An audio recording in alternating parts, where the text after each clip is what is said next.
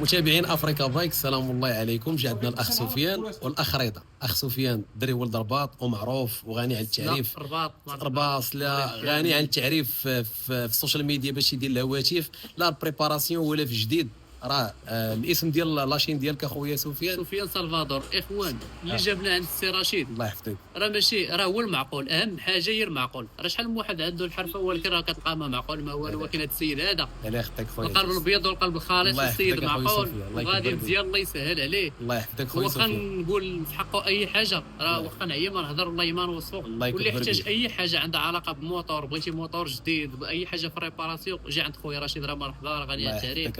راه كل ما كانش مزيان راه ما يجيش عنده هذا السيد هذا من تطوان. من جيت اخويا؟ من تطوان اخويا، وتبارك الله رشيد ثقه من اي حاجه، من معقول من اي حاجه، تبارك الله. الله يكبر بك خويا، الله يحفظك. يعني اش نقول لك، ارتحت بزاف باش تجي من تطوان حتى الرباط عند خويا سلا، عند خويا رشيد.